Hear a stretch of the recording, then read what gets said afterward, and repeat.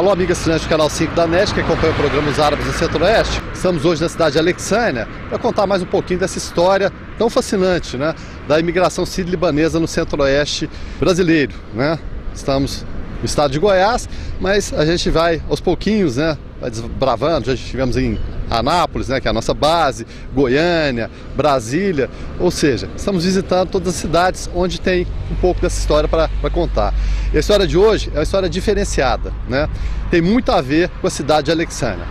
Vamos com a gente que vocês vão saber o que esse personagem de hoje tem para contar para todos vocês. Bom, amiga assinante, chegou a hora de apresentar o nosso convidado de hoje, a figura ilustre do Alex Abdallah. Eu estou falando Alex Abdallah só porque ele dispensa maiores formalidades. Antes de começar a entrevista eu perguntei, como tratá-lo? Senhor, doutor? Ele falou, não, Alex Abdallah. De preferência só Alex, né, que é a referência. O Alex vai contar um pouquinho da origem da família dele.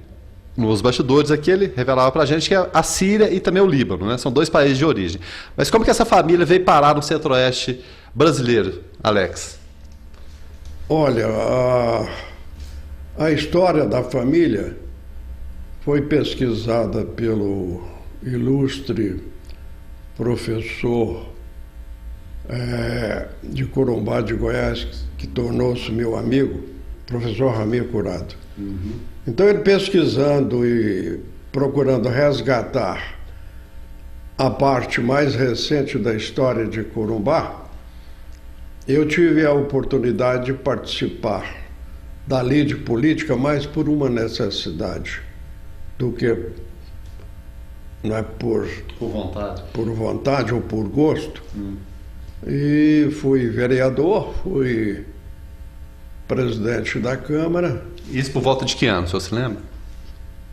Eu fui eleito em 1958.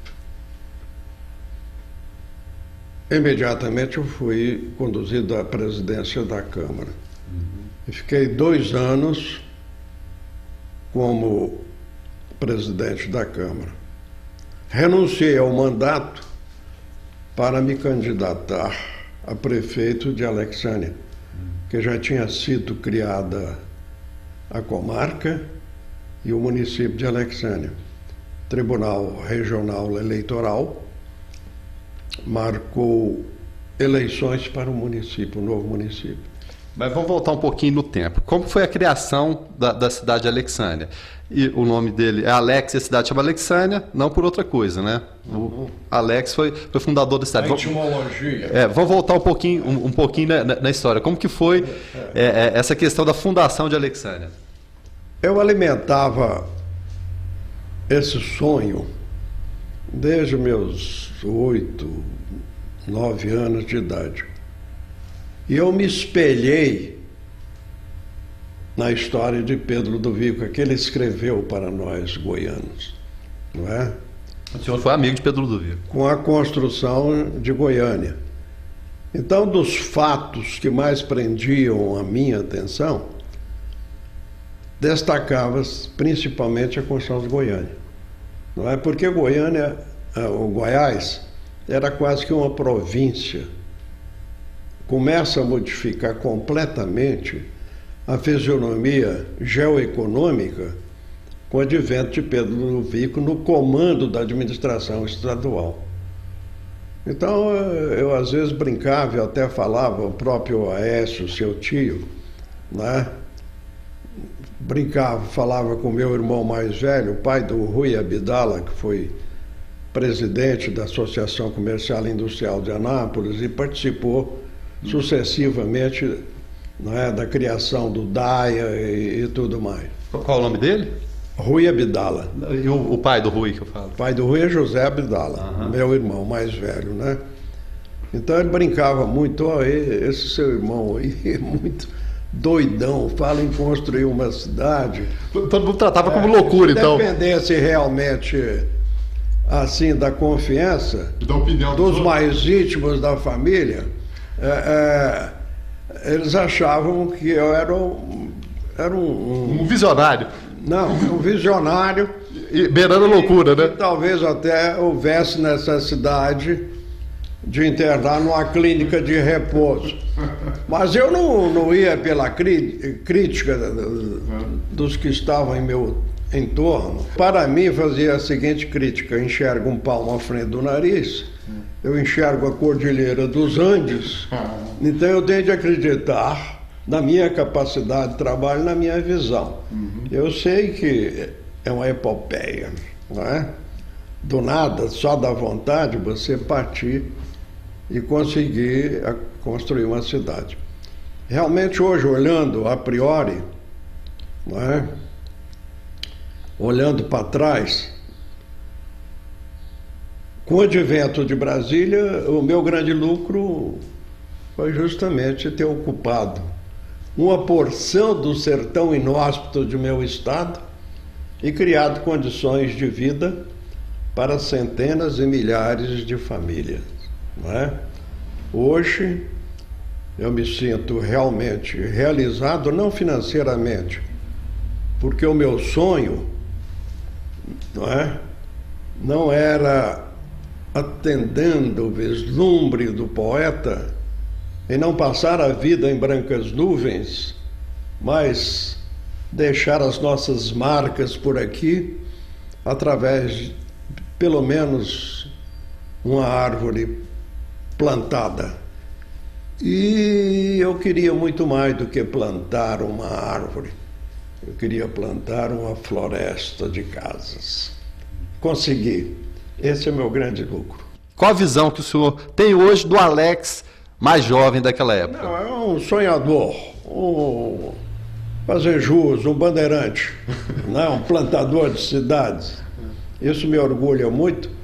Sempre uma vida muito modesta. Mas você perguntou sobre a origem da palavra. Então a palavra Alexânia, eu tinha um professor, quando eu estudei no Colégio Anchieta, lá em Silvânia, chamava-se professor Padre Lobo. O Padre Lobo era muito culto, estudioso, e ele falando de que Silvânia, antiga Bonfim, deveria mudar de nome. E ele então sugeriu, através do que restava da história de Bonfim, que ela surgiu à margem de um mato e de um córrego Lava-Pés, e a mata que foi doada a Nossa Senhora. Então ele pegou essa mata do Bonfim, que era a mata de Nossa Senhora, foi ao latim silva, floresta, mata, não é? E procurou um sufixo que tivesse o mesmo sentido de polis, do grego. De cidade. Cidade, não é? Aí ele pegou do hebraico Ânia, que queria dizer povoado, cidade, não é? E eu automaticamente fui formando o nome daquela que já eu estava, através dos meus sonhos, as ideias estavam montando, né? Aí falei, bom, Alexânia, fica bem, porque eu sou o fundador e não é culto à personalidade, não é? Bem dirá a história, não é? E aí eu então parti para construir a minha cidade. Mas começou como, na verdade? Seria um loteamento, alguma coisa assim? Comecei colhendo subsídios. Eu sabia e eu tinha vontade de fazê-la em termos de colonização, como Séries. Séries começou como colônia agrícola, né? Visitar Séries. E as cidades que existiam mais próximas de Anápolis, Jaraguá, próprio Séries, né? Uruana e outras mais, eu fui até lá. Caminhoneiro, amigos lá de Anápolis, arrumava uma carona, ia para saber como havia conseguido construir a cidade. Né? A primeira delas foi Uruana. A terra da melancia, né? A terra da melancia. Fiquei conhecendo um genro do coronel José Alves Toledo, fundador de Uruana. E ele marcou audiência com o sogro. Eu já morava em Uruana, numa esquina lá principal, para que eu fizesse uma entrevista com ele, como estou concedendo a vocês agora. Aí eu perguntei como é que foi que ele conseguiu fazer aquela cidade. Então ele me disse, olha, eu vim aqui visitar uns conterrâneos meus lá de Minas Gerais, eu e minha senhora, e gostei muito dessa região. Então, eu e minha senhora resolvemos vender as terras que tínhamos lá e comprar aqui as margens do rio Uru, terras férteis e tudo mais. Aí nós mudamos para cá. E quando eu já tinha tomado posse da fazenda, nas minhas andanças por ela a cavalo, sempre eu passava por essa região onde nós nos encontramos hoje. E achava que um local muito propício para construir uma cidade. Aí com ela, trocando ideia, nós resolvemos então construir uma capela, não é? E eu conhecia um padre lá de Jaraguá que prontificou da assistência religiosa e tudo mais. Então assim nasceu Uruana. E eu comecei a construir minha casa, nós começamos a fazer as novenas, e começou o pessoal lá a frequentar, né? As solenidades religiosas, e outros proprietários aqui da região resolveram também. Veio logo um comerciante, botou um boteco, o outro botou um armazenzinho, e aí a cidade foi crescendo. Então eu andava, na verdade, procurando subsídios. Aí foi a outras localidades de Holândia, me tornei amigo do fundador, Dionísio, um baiano, que também lá era delegado, me convidou até para hospedar na casa dele. Eu era garoto ainda, rapazinho, e com a senhora dele também resolveram construir uma capela. Então, você estudando a origem das cidades no Brasil, as cidades planificadas, planejadas, são poucas, não é? São poucas. Diz a história que essas cidades nasceram ao léu. Anápolis, por exemplo, é um exemplo claro disso. É um dos membros da nossa família materna, né, de Souza, que vindo de Silvânia, resolveram também construir uma capela. Então eu acho que não nasceram ao léu, elas nasceram à sombra de uma força maior, que era o sentimento religioso predominante, principalmente na época, que era a Igreja Católica. Caso de Anápolis, a Igreja Santana. Santana das Antas. Exatamente. Ela começou como Santana das Antas. Alex, sua mão aqui tem um livro. O que seria esse livro aí? É um pouquinho da história que o senhor está contando para a gente? Vai ser resgatada nesse livro também? Ao longo da história da construção da cidade, eu sempre recebi caravanas, estudantes, procurando subsídio para fazer trabalhos escolares. Trabalho de pesquisa, né? Pesquisa. Então, tomava uma boa parte do meu tempo. Eu fazia com satisfação. E, diante desses sucessivos assédios e solicitação de entrevistas, eu senti a necessidade também de resgatar a história da minha cidade, que ficasse aí para a posteridade, para todos os interessados, estudantes e tudo mais. Mas baseado na história de Pedro Ludovico, construção de Goiânia, eu cheguei à conclusão que Buffon, famoso escritor francês, antropólogo, que definiu o homem como produto do meio, eu fiz uma ligeira crítica às suas colocações, acreditando que o homem é muito mais produto da sua própria vontade do que do meio. Porque a história nos mostra que quando há coragem, determinação e uma dose grande até de patriotismo, nós podemos mudar, entendeu? A maneira de pensar e agir até de uma comunidade, como aconteceu com a Constituição de Goiânia. Goiás era um dos estados mais atrasados da federação e tornou-se um centro que passou a transferir para todo o Brasil uma imagem diferenciada. E nós sentimos nesse período uma transformação muito grande, um metabolismo muito grande dessa transformação econômica e social. Então tem tudo a ver com a fundação de Goiânia, naturalmente. Mas Nietzsche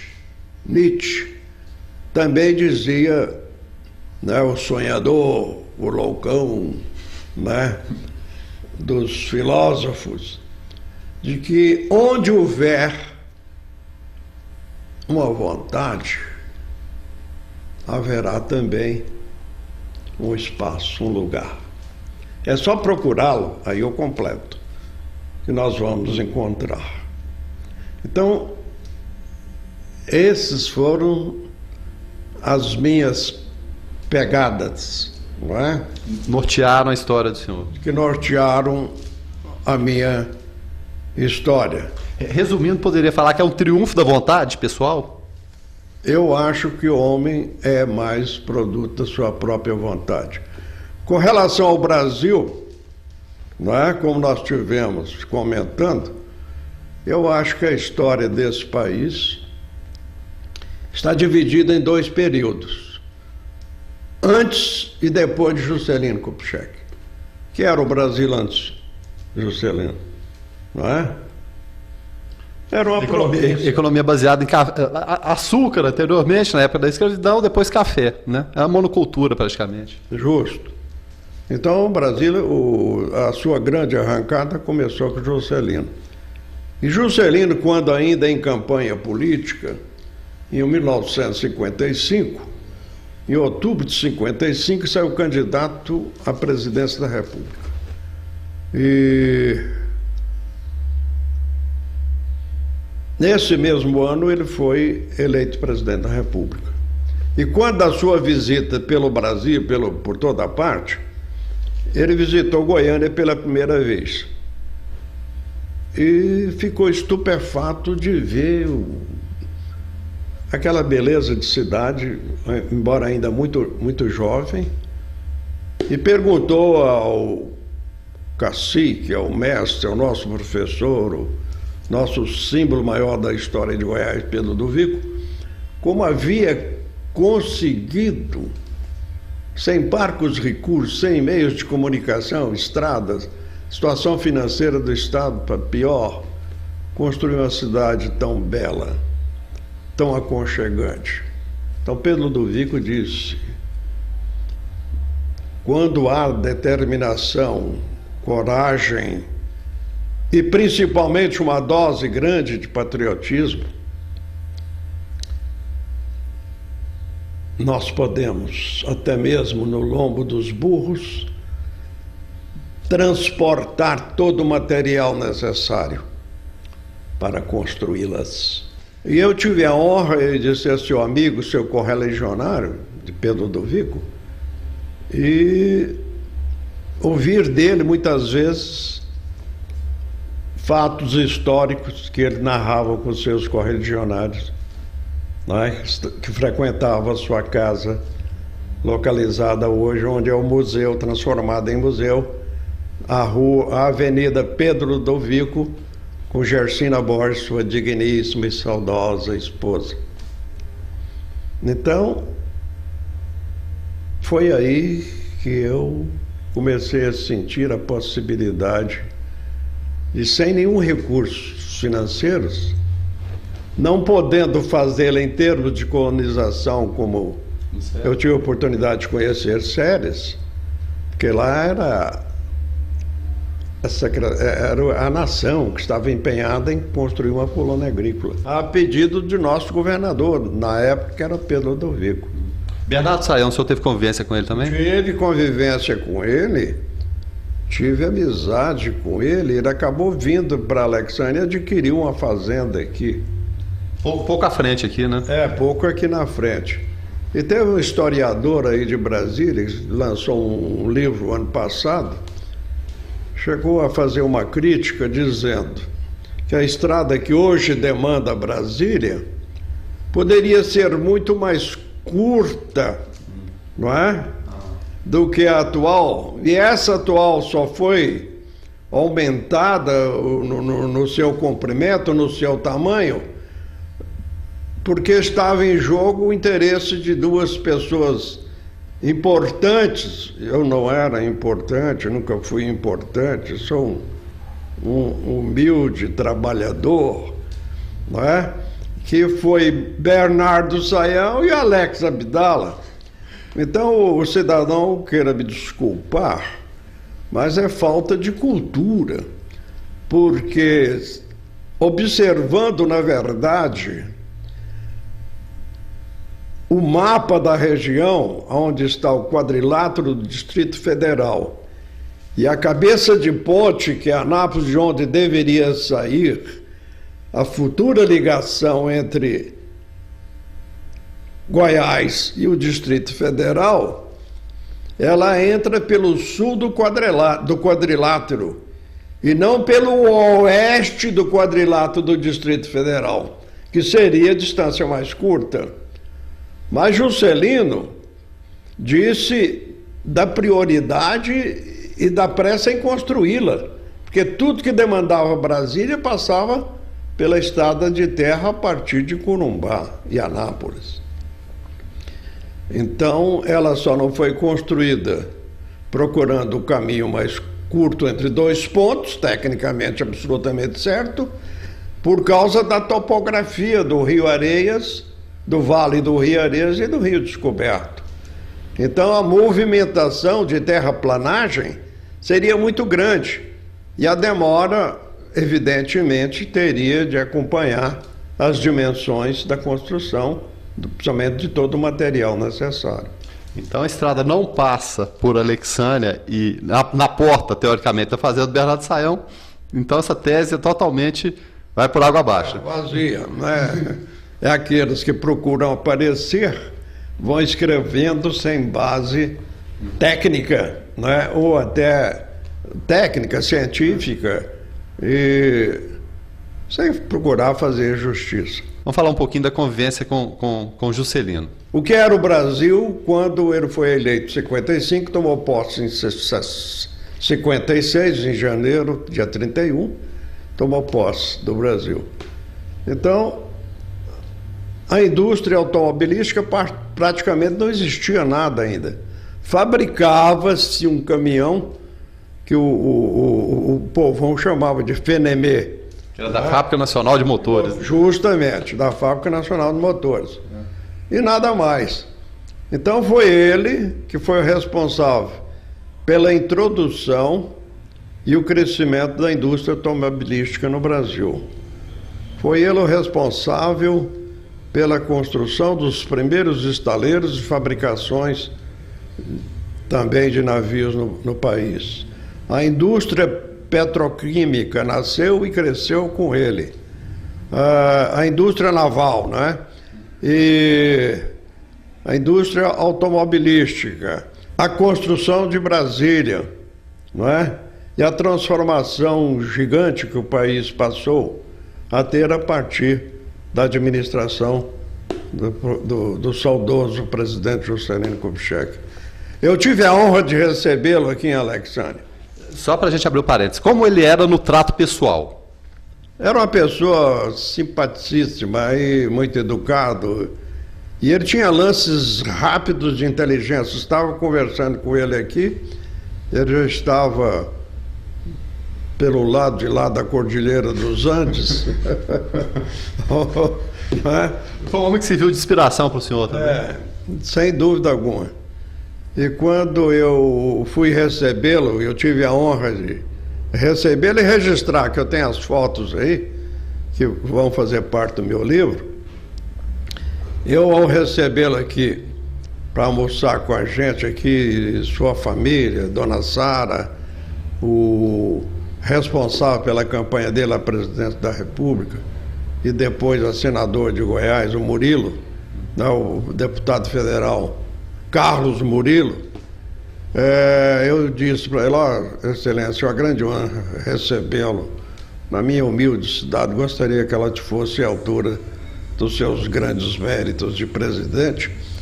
Ele me disse: olha, a honra é toda minha, porque o Vilas era um dos braços direitos dele, ministro Vilas Boas, foi presidente do Supremo, presidente do Superior Tribunal Eleitoral, e foi seu colega quando começaram a vida em Belo Horizonte, primeiro emprego que tiveram, ele, o ministro Vilas Boas, Zé Maria Alckmin, que foi ministro da Fazenda, e o ministro Vilas Boas, que começou com ele da época que ele foi interventor e prefeito em Belo Horizonte, quando surgiu as obras famosas da Pampulha, não é? A igrejinha, e ali começaram a aparecer os grandes vultos da nossa arquitetura, não é?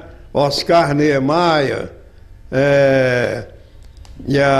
e os outros, Lúcio Costa. Dali em diante, eles sempre estiveram juntos até o final.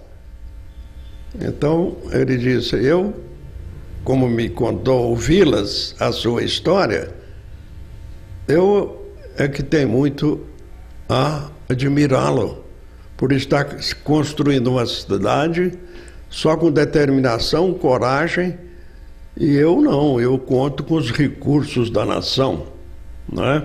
Isso foi muito gratificante e ficou gravado na minha cabeça. Vamos falar um pouquinho agora de natureza, né? A gente até aproveitando esse visual maravilhoso aqui, estamos na residência do Alex, para falar um pouquinho de natureza, de cerrado, né? Além da cultura árabe, que a gente já falou nos outros blocos, eu acho que é sempre importante a gente estar frisando esse lado, né? O lado da preservação ambiental. Como que foi a ocupação desse espaço aqui, senhor Alex? Olha, eu quando vim conhecer a região que eu mais ou menos calculava ter o sítio ideal para construir a cidade dos meus sonhos, não tinha acesso por estrada de rodagem. Então todo o acesso era feito a cavalo. E chegando em Aparecida de Loyola, na divisa aqui com Corumbá, eu conheci um cidadão chamado Elpídio Rosa. Conversando com ele, eu falei que eu precisava vir à região da Fazenda Mutundo, São Tomé. Aí ele disse: não, lá só a cavalo. Mas eu tenho uma chácara aqui na periferia da cidade, e se você precisar dos animais e da minha humilde pessoa, eu posso acompanhá-lo e levá-lo onde você quiser. Então, as primeiras viagens para conhecer a região que hoje se encontra Alexandria, nós a fizemos a cavalo, lentas e vagarosas, e procurando ocupar da melhor maneira o tempo. Eu namorava o bioma, o cerrado, até então o casto cerrado da minha região. Ficava olhando algumas árvores, como o vinhático, o retorcido vinhático, a madeira melhor do bioma para cerca e para solo. A sucupira branca também da família das leguminosas e principalmente um que sobressaía sobremaneira, que era o piquezeiro, muito abundante na região, porque este fazia parte dos nossos hábitos alimentares, ou melhor, dos alimentares da minha família. Então eu começava a imaginá-los para preencher o tempo, carregados de frutos, os frutos caindo, e muitas vezes debaixo dos seus pés, para matar a fome. Eu e meu companheiro esquecia de trazer matula ou merenda, era debaixo de seus pés que nós roíamos os caroços, não é? E acabava nos alimentando. E eu tinha muito prazer em ver a vegetação do meu município. E vi com muita tristeza as mudanças acontecerem. Eu vi a chegada dos primeiros pioneiros. Eu vi de perto a mecanização da lavoura, não é? Para o plantio de soja e milho. Eu vi a aplicação e a mudança da qualidade do solo, que era uma das terras terra mais barata do meu estado, crescerem e atingirem o máximo de valorização. Como diz o nosso secretário da Agricultura do município de Alexânia, grande Marcelo, hoje as nossas terras estão equiparadas às melhores do país, em termos de produtividade e qualidade do produto final. Então, eu vi com tristeza a mecanização levar o nosso cerrado, muitas vezes sem consciência ou falta de conhecimento, até os piquezeiros e tudo mais que existia foram sendo varridos do nosso bioma. Então, alegria por um lado, mas vendo pelo outro lado as produções empresariais acontecerem e as mudanças na economia do município, não é? Principalmente na área social e a valorização imobiliária. Bom, nos bastidores, enquanto a gente se dirigia aqui para, vamos colocar assim, a chácara do Alex, ele falava da importância da água dele, da propriedade dele hoje para o próprio município de Alexânia, não é, Alex? Justo. Mas é uma das maiores riquezas que nós temos na região, é justamente a bacia hidrográfica. Eu já tive a oportunidade de falar sobre ela, não, né? Não, falou não, podemos falar. Então aqui nós temos a nascente das 3 principais bacias hidrográficas da América do Sul. A bacia amazônica, a bacia do Prata e a genuinamente nossa brasileira, a do Chico, São Francisco. O velho Chico. O velho Chico, não é? Das carrancas, não é? Dos dourados e surubins da sua fauna. Então, eu falei sobre o geólogo que fez parte da comissão. Não citou não. Não. Então, quando esteve aqui um dos maiores geólogos desse país, Léo Weibel, fazendo parte da comissão Krultz para os estudos e demarcação dessa futura região onde deveria ser construído a futura capital do Brasil, como dizia Juscelino, em cumprimento a um preceito constitucional, não é? vamos erigir no Planalto Central Goiano a grande e sonhado desejo da maior parte dos brasileiros que anteviam, né, o crescimento e o aproveitamento das riquezas do Planalto Central Goiano.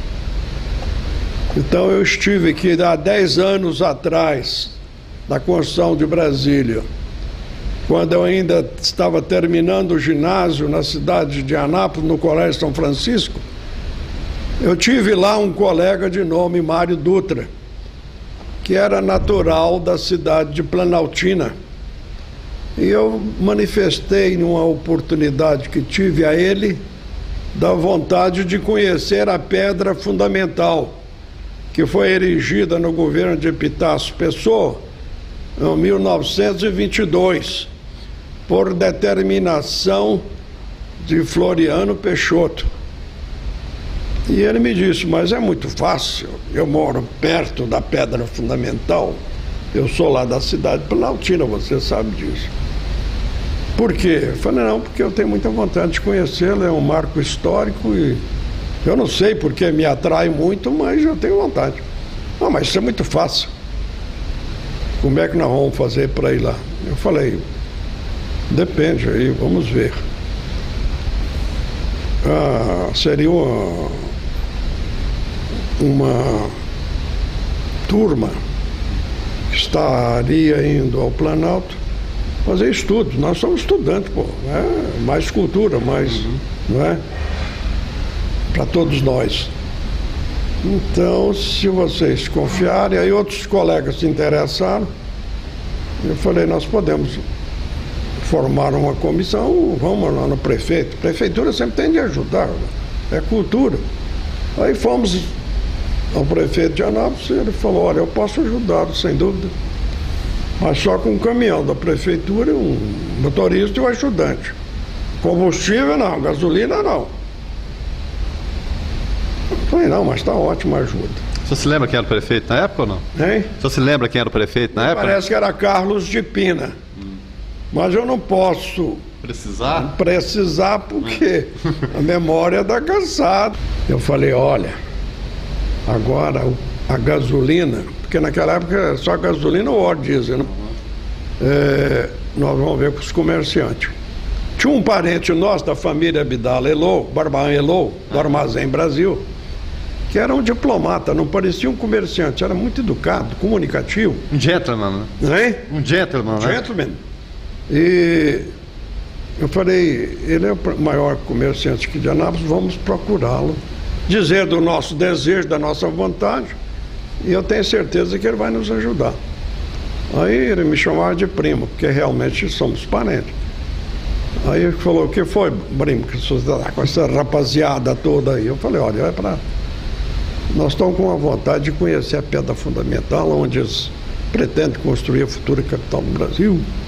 E então o caminhão nós já arrumamos com a prefeitura. A turma do Colégio São Francisco, a turma toda, dos colegas, mais 2 ou 3 professores que ficaram entusiasmados e também que querem fazer parte. O Frei André não foi junto, não? Frei André, tinha um professor Barroso. Que alguém tinha que guiar nessa turma também, né? Hein? Alguém tinha que orientar nessa turma. Justo, professor Barroso. E o diretor do colégio era Jaime. Mas depois a gente descobre, Frei, não tem problema não. Frei Jaime. O Frei Chicão é dessa época também? Hein? Frei Chicão também é dessa época, não? Não, o Chicão, ele tinha até um apelido lá entre a turma, que é muito engraçado. Ele gostava de jogar basquete, né? Não, jogar basquete. Frei Chupetão. Não é? Pois aí vocês partiram. Aí nós acabamos.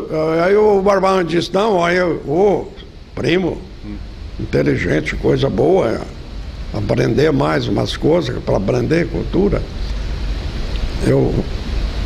vai colaborar. Eu falei, não, mas nós estamos aqui com um caderninho aqui, só assinar para nós.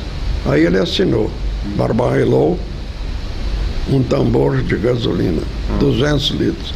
Aí a turma ficou muito satisfeita. Teve um que falou assim, ó, já dá. Eu falei, é melhor sobrar do que faltar. Aí ele, como assinou o caderno, nós falamos, agora vamos no outro que disputa com ele a primazia comercial de Anápolis, Salim Caed, né? Salim Caed. Aí eu falei, ó, o senhor Barbarã já colaborou? Não, tudo bem, eu também ajuda, eu colaboro. Falou, então tá aqui. Quando ele abriu, ele amarelou, porque o homem deu um tambor de... Apresenta. Barbarã deu um tambor. Falei, foi um tambor. Quer ajudar mesmo, é uma pessoa muito boa, o senhor também é uma pessoa muito boa. Aí ele teve também de assinar um tambor, mais um tambor de gasolina. Com o mesmo tanto. 400 litros. Aí quando nós saímos, o Alex é o capeta. Eu falei, não, o capeta não está presente, quem está é Deus aqui, não é? Nos orientando, então temos de agradecer lá em cima, não cá embaixo. É, porque você conseguiu já 400 litros, você é terrível. Então vamos partir. Aí marcamos a data, saímos, hospedamos na casa do Mário Dutra, de lá com o nosso caminhão. Né? Nós fomos até Pedra Fundamental, fomos à Cachoeira do Pipiripau, fomos à Cachoeira do Paranoá, eu tenho até fotos tiradas lá nessa oportunidade. E assim então história, né? a Lagoa Formosa, Lagoa Feia, próxima à cidade de Formosa, onde nasce o Rio Preto, que destina-se a um dos afluentes principais do Rio São Francisco pela margem esquerda. Né? E aí nós nos realizamos. Foi uma aventura, né? Hein? Foi uma aventura, né? Uma aventura mais cultural. Aprendi muito. E quando nós voltamos, o motorista do caminhão resolveu passar pelo funil, conhecido por funil, passando por dentro, onde já existiu o povoado de Olhos d'Água, que mais tarde eu ajudei a emancipar, transformá-lo em município de Olho d'Água, não é? Que recebeu a mudança da sede do município, não é?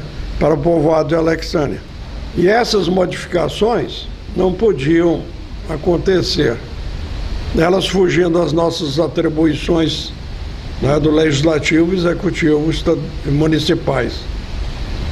E como o progresso maior passou a ser em Alexânia, no povoado, os principais comerciantes começaram a pedir lote, eu fui doando lote, foi instalada a coleteria estadual, foi a delegacia de polícia, que é o movimento. Enquanto o Olho d'Água estava com mais ou menos 130 habitantes lá, ou famílias, Alexânia já passava de 800, né? Aí ventilou-se a ideia de mudar a sede do município, né? De Olhos d'Água para cá. Mudar melhor a sede. A Câmara votou o projeto de lei, eu, como maior interessado no crescimento da economia da região, sancionei a lei e ficou município de Olhos d'Água com sede no povoado de Alexânia. Porque as atribuições para mudar o nome do município já fugiam às prerrogativas municipais. Eram de estrita competência, não é, do Poder Legislativo e Executivo estaduais, só a Câmara. E como essas modificações territoriais só podem acontecer de 5 em 5 anos, nós tivemos de aguardar o ano certo para que a Assembleia Legislativa do Estado apreciasse o problema exótico né? E decidisse pela mudança do nome. Eu não participei de injunção política, mas a essa altura já havia chegado em Alexânia o senhor Nelson Santos, que era conhecido por Rei do Diamante, e eu o ajudei a adquirir terras aqui no entorno, que eles queriam comprar também Alexânia. Alexânia não estava à venda, não era de negócio. E ele resolveu entrar na política para defender interesses dele e sugeriu, através da sua representante legal na Assembleia Legislativa, Almerinda Arantes, né, que entrasse com outro nome para concorrer ao nome de Alexânia. Aí entraram com Alexânia, tentaram jogar Pedro Ludovico na jogada, queria que botasse o nome de cidade Pedro Ludovico, e o que defendeu a ideia de Alexânia, Pedro Ludovico disse para ele, era o deputado Celestino Filho: olha, ele disse: Alexânia, quem fez tudo lá é o Alex, meu amigo aqui, nosso correligionário. Então eram 32 deputados. Almerinda votou para um nome qualquer e um se absteve e 30 votaram a favor de Alexânia, em homenagem ao modesto e humilde fundador da cidade. Eu queria agradecer muito, né, o senhor de ter recebido a gente tão gentilmente aqui. A gente promete voltar à época do lançamento do livro para contar outras histórias também, porque é muito interessante. Muito grande, colaborar sempre com a imprensa, sempre fui muito aberto, não é? E levar a todos que têm interesse pelas histórias, pelas coisas de Goiás, meu grande estado, nosso grande estado, né? E deixar aqui também muito clara a lembrança de seu tio, Aécio, que foi pioneiro também de Alexânia, me ajudou muito na área da agrimensura, colocou o seu escritório logo nos primórdios de Alexânia.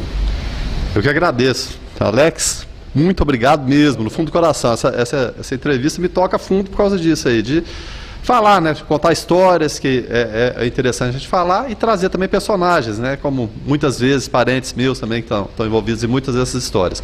Mas a gente promete voltar na próxima semana com mais um programa novo. Vamos. Um dos seus ancestrais fez parte da Comissão Cruz. É o vovô Cruz. É, o doutor Cruz, né, fez parte dessa comissão. Tá certo, então. Conversamos com Alex Abdala.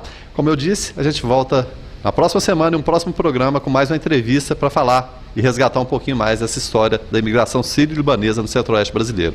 Muito obrigado pela atenção mais uma vez.